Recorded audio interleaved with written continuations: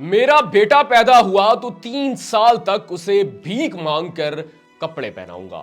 7 بیٹیوں کے باپ نے بیٹا پیدا ہونے کی صورت میں عجیب و غریب منت مانگ لی۔ ناظرین، ایک عجیب و غریب واقعہ میرے سامنے آیا جسے سن کر میں پریشان ہوں کہ ہنسوں، روؤں یا اس شخص کی عقل پر ماتم کروں۔ یہ وہ شخص ہے جس کو اللہ نے 7 بیٹیوں سے نوازا، لیکن یہ شخص 7 بیٹیوں پر راضی نہیں تھا۔ ہر وقت دعا کرتا تھا کہ یا اللہ مجھے بیٹا دے دے۔ پھر کسی اور شخص کے کہنے پر یا پھر اس کے اپنے ذہن کا یہ فطور تھا کہ اس نے ایک عجیب و غریب منت مانگی۔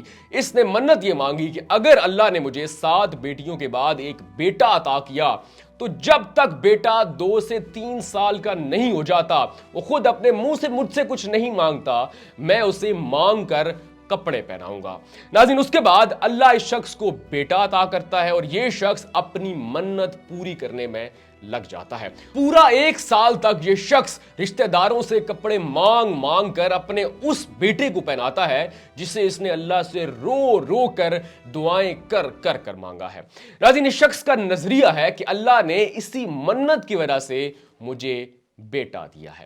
ناظرین، اب اس کے تمام رشتہ دار ختم ہو چکے ہیں، یعنی کہ تمام رشتہ داروں سے اس شخص نے کپڑے مانگ کر اپنے بچے کو پہنا دیے ہیں۔ ابھی صرف بچہ 1 سال کا ہے، ابھی باقی ہے 2 سال۔ اب 2 سال کا سوچ کر یہ شخص پریشان ہے کہ میں کس سے کپڑے مانگ کر اپنے بچے کو پہناؤں گا، کیونکہ میں نے منت پوری کرنی ہے، کیونکہ اس شخص کا نظریہ ہے کہ اللہ نے مجھے صرف اسی منت کی وجہ سے بیٹا عطا کیا ہے۔ ناظرین، جب یہ عجیب و غریب واقعہ میرے علم میں آیا تو مجھے سمجھ نہیں آئی کہ میں اس پر کیسے ریئیکٹ کروں، کیونکہ یہ پہلی مرتبہ نہیں ہے۔ اس سے پہلے بھی بہت سارے لوگوں نے عجیب و غریب منتیں مانگی اور انہیں پوری کرتے کرتے کرتے ان لوگوں کی زندگیاں گزر گئی۔ کسی شخص نے بالوں کی لٹ رکھ لی، کسی شخص نے یہ منت مانگی کہ میں ساری زندگی ننگے پاؤں چلوں گا، اور پھر یہ لوگ کہتے ہیں کہ ہمیں اسی منت کی وجہ سے اللہ نے بیٹا عطا کیا یا پھر ہماری دعا پوری ہوئی۔ ناظرین، منت مانگنا غلط نہیں ہے، لیکن یہ سب کیا ہے کہ اگر اللہ نے بیٹا عطا کیا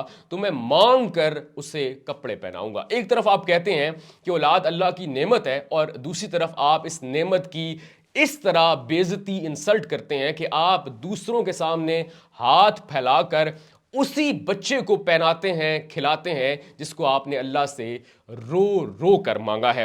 ہاں، اگر آپ خوش ہیں تو آپ یہ کہیں کہ اگر اللہ نے مجھے بیٹا عطا کیا تو میں اسے حافظ قرآن بناؤں گا، اسے عالم دین بناؤں گا۔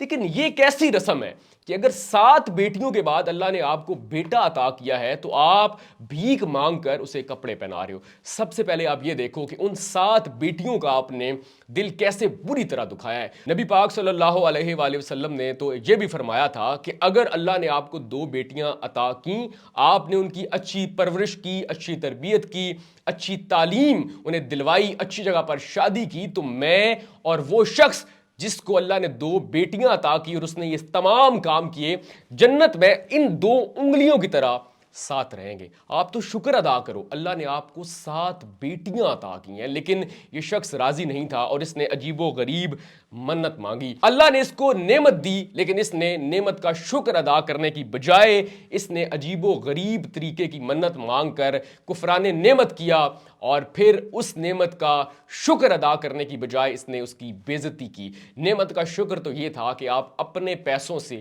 محنت کر کے اس کی پرورش کرو، کیونکہ یاد رکھیے گا، اللہ عزت دینے والا ہے، اللہ عزت چھیننے والی شرطیں نہیں رکھتا۔